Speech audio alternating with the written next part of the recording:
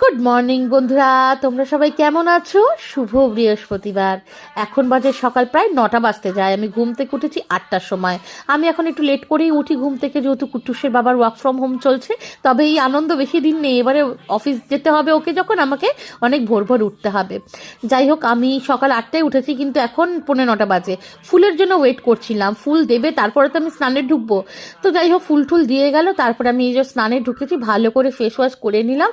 তারপরে দেখো বন্ধুরা, এই শাওয়ার ক্যাপটা, এবার তোমরা ভাবছো আমি কেন এটা মাথায় লাগাবো, কারণ আমার চুলে না ট্রিটমেন্ট করা আছে।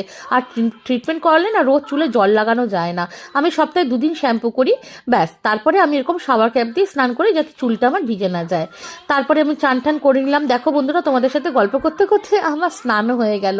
কি ঝটফট না? চলো এবার তাহলে রেডি হয়নি, কারণ পুজো দিতে হবে। তো ভালো করে আগে টোনার লাগিয়ে নিচ্ছিলাম, টোনারটা শুকাতে শুকাতে চুলটা আমি আঁচড়ে নেবো। দেখো 9টা তো বেজে গেছে, ওই জন্য কি সুন্দর আলো একদম উঠেছে, খুব ভালো লাগছিল জানো তো।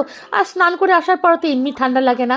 আজকে বৃহস্পতিবার, আর ভালো করে পুজো দেবো। পুজো আমি রোজই সুন্দর করে দেওয়ার চেষ্টা করি, ঠাকুরের যাতে ভালো লাগে সেই জন্য।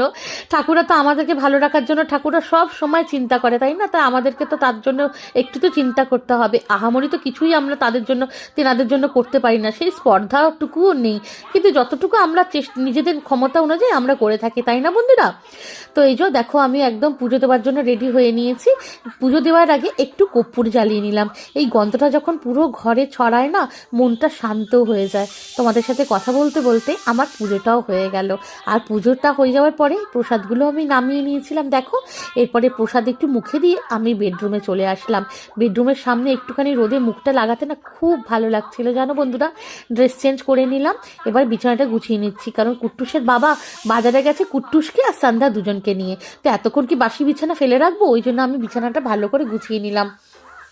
লাল কম্বলটা কালকে রাত্রেবেলায় বার করেছি, আর এটাকে যেহেতু ধুতে দেবো, লাল কম্বলটা বার করেছিলাম জানো তো, ওটাকে একটু রোদে দিয়ে দিলাম। আর কি, এটা ওর বাবার পার্সেল এসছে, ভুল ভাল অর্ডার করতে থাকে, জিনিসগুলো খালি এদিক ওদিক গড়াগড়ি করে, এগুলো আমার একদম পছন্দ না, অপচয় জিনিসটা। যাই হোক, বলে তো লাভ নেই। তো এবারে আমি না খেতে বসেছি শান্তভাবে। মায়ের কথা খুব মনে পড়ছে জানো বন্ধুরা। আমার মাকে দেখতাম বৃহস্পতিবার দিন পুজো টুজো করে কত বেলা করে আমার মা খেত।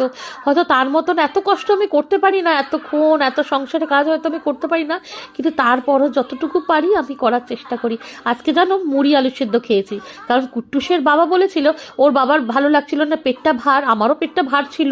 গতকাল একটু বেশি ভারী ভারী জিনিস খাওয়া হয়ে গেছিল বলে বললো আলু সেদ্ধ মুড়ি আর অমলেট খাবে। তো সন্ধ্যার ওর বাবা আলু সেদ্ধ আর অমলেট খেয়েছে মুড়ির সাথে, আমি যদিও শুধু মুড়ি আর আলু সেদ্ধ খেয়েছি।